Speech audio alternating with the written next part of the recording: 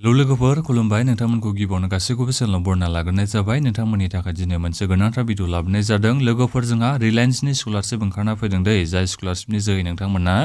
2 लाख फैसा मोननो हागोन आरो नोंथांमोना बे स्कलारशिपखौ गासिबो एप्लाइ खालामनानै लानो हागोन दा बेनिखायनो बे भिडिअखौ नोंथांमोना गासिबो जोबजासिम नायना लाखादो जाहाथे नोंथांमोना मिथिनो हायो सोर बायदिया एप्लाइ खालामनो हायो मा डकुमेन्ट्स नांगौ नोंथांमोना बेखौ बे भिडिअनि गेजेरजों मिथिनो हागोन बे भिडिअखौ नायखांनायनि उनावनो नोंथांमोना बे रिलायन्सनि स्कलारशिपखौ गावबागावनो मबाइलजों एप्लाइ खालामनानै लानो हागोन दै आरो नोंथांमोनाथ' मिथिखायो जानांगौ रिलायन्स कम्पानिया सोरनि कम्पानि मुकेश आम्बानीनि कम्पानि आरो नोंथांमोनाथ' गोबाङै जिअ सिमखौथ' बाहाय जानांगौ दा बे जिअ सिमा जोंहा बबे कम्पानिनि जोंहा बे रिलायन्सनियानो दै दा बेनिखायनो बे भिडिअखौ नोंथांमोना गासिबो जोबजासिम नायलां नोंथांमोननि थाखाय बेयो जोबोद मोनसे मोजां स्कलारशिप दै आरो नोंथांमोननिसिम गिबियावनो गासिबनिसिमबो गुरै खावलायनाय थाग्रोबाय नोंथांमोना जुदि सोरबाफोर चेनेलाव गोदानै फैदोंबा नोंथांमोना बे चेनेलखौ गासिबो साबस्क्राइब खालामनानै लाग्रोलायबानो जाबाय जाहाथे नोंथांमोनाबो बेबादिनो भिडिअखौ मोननो हायो नोंथांमोना नायनो हागोननाय जोंहा स्कलारशिपनि आबुं मुङा जाहैबाय एबा फुल नेमा जाहैबाय रिलायन्स फाउन्डेसन स्कलारशिप 2024-25 दा बिनिफ्राय फैदो जोंहा मेन खोथायानो जाहैबाय बे स्कलारशिपखौ नोंथांमोना सोरबायदि एप्लाइ खालामनो हागोन आरो फैसाखौ बेसेबां मोननो हागोन जोंहा बेहाय लिरनानै होनाय दंखायो दै नोंथांमोना नायनो हागोननाय गासै 5,000 स्टुडेन्टफोरखौ सायख'नाय जागोन बे स्कलारशिपनि थाखाय दै दा नोंथांमोना मिथिबाय जानांगौ गासै 5,000 फरायसाफोरा स्कलारशिपनि फैसाखौ मोननो हागोन स्कलारशिपनि फैसाया जोंहा बेसेबांनो नोंथांमोना नायनो हागोननाय 2 लाख नोंथांमोना स्कलारशिपनि फैसा मोननो हागोन दै बे रिलायन्स फाउन्डेसन स्कलारशिपनि जोहै नोंथांमोना जुदि सेलेक्ट जायोबा दा बोरै सेलेक्ट जागोन आं बेफोरखौबो खोन्थाहरगोन नोंथांमोना जेबो सिन्था खालामनाङा दा बे स्कलारशिपखौ नोंथांमोना बेसेबां फरायनाय एप्लाइ खालामनो हागोन जायफोर नोंथांमोना दायो फार्स्ट इयारनि स्टुडेन्टबा दायो माने फार्स्ट इयारनि स्टुडेन्ट माने जायफोर नोंथांमोना दायो आन्डार ग्रेजुएसननि एडमिसन लाबाय जेनेबा दाख्लै बावैसो नोंथांमोनाथ' हायार सेकेन्डारियाव पास जाबाय नालाय दा नोंथांमोना आन्डार ग्रेजुएसननि फार्स्ट इयाराव एडमिसन लाबाय जानांगौ आरो नोंथांमोननि दा क्लासआ सोलिबाय जानांगौ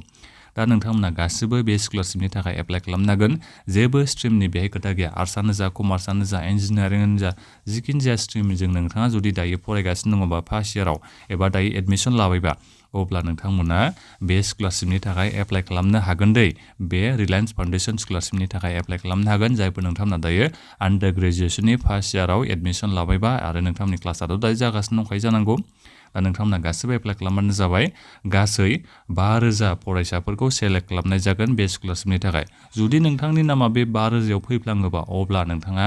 2 लाख फैसा मोननो हागोन दै बे रिलायन्स फाउन्डेसन स्कलारशिपनिफ्राय दा बिनिफ्राय गाहायाव फैयोबा आरोबाव नोंथांमोना नायनो हागोन नै फैसाखौ बे लिरना होखादों आं खोन्थाहरखाबायनोसै 2 लाख नोंथांमोना फैसा मोननो हागोन दै दा बिनिफ्राय फैदो जोंहा बेवहाय बोरै एप्लाइ खालामनायजों लोगोसे जोंनि बे सेलेक्सन प्रसेसआ बोरै जागोन दा बेसो जोंहा मेन खोथाया आरो गिबियावनोथ' नोंथांमोना स्कलारशिपखौ एप्लाइ खालामनांगोन बिनि उनाव जोंहा एप्टिट्युड टेस्ट जागोन ना दा बे एप्टिट्युड टेस्टआ बोरै जागोन बेखौ जोंहा लिरनानै होनाय दंखायो गिबियाव नोंथांमोना स्कलारशिपनि थाखाय एप्लाइ खालामबाय दा एप्लाइ खालामखांनायनि उनाव नोंथांमोना एसएमएसनि जे डेट बायदिसिनाखौ मिथिखागोनखा एप्टिट्युड टेस्टआ माला जागोन दा बे एप्टिट्युड टेस्टआ जोंहा माबायदि जागोन नोंथांमोना नायनो हागोन जोंहा बे अनलाइन एप्टिट्युड टेस्ट जागोन दै नोंथांमोना बेखौ अनलाइनसो होनो नांगोन गासै जोंहा 60 मिनिट्सनि थाखाय जागोन बे अनलाइन एप्टिट्युड टेस्टआ बिनिफ्राय गासै एमसिकिउ टाइपनिसो जोंहा कुइसना फैगोन गासै जोंहा 60टा माने 60टा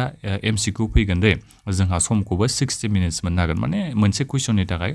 1 मिनिट नोंथांमोना समखौ मोननो हागोन आरो दा बिनिफ्राय जोंहा मानिफ्राय बे कुइसना फैगोन नोंथांमोना नायनो हागोन verbal ability analytical and logical ability and numerical ability बेफोरनिफ्राय जोंहा कुइसना फैगोन दै दा माने गोरायाथ' फैखानाय नङा बेहाय जोंहा बे रिजनिं आरो मेथामेटिक्सनिफ्रायनो जोंहा कुइसना फैगोन आरो गासै जोंहा 60 मिनिट्स मोननो हागोन समखौ जोंहा 60टा एमसिकिउ दङ दा बिनिखायनो नोंथांमोनाथ' हाखागोनखा जोबोद इसां माने गोरा जानाय नंखाया जायफोर दायो आन्डार ग्रेजुएसनाव एडमिसन लाबायबा एबा नोंथांमोना आन्डार ग्रेजुएसननि दायो फार्स्ट इयाराव दङबा नोंथांमोना बे स्कलारशिपनि थाखाय एप्लाइ खालामनानै लाथारदै जानो हागौ नोंथांमोना बे एप्टिट्युड टेस्टआव पासबो जाफ्लांनो हागौ जुदि पास जायोबा 5,000नि गेजेराव नोंथांनि नामाव फैफ्लाङोबा अब्ला नोंथांमोना 2 लाख गाहाम स्कलारशिपनि फैसाखौ मोननो हागोन नालाय दा बेनिखायनो आसा खालामदों नोंथांमोना गासिबो बे स्कलारशिपनि थाखाय एप्लाइखौ खालामना लागोन होननानै बे एप्टिट्युड टेस्टनि उनाव आरोबाव जेबो जोंहा सेलेक्सन प्रसेस गैया बे एप्टिट्युड टेस्टआव जुदि नोंथाङा मोजां मार्क लानो हायोबा अब्लानो नोंथाङा बे स्कलारशिपनि फैसाखौ मोननो हागोन दै दा बिनिफ्राय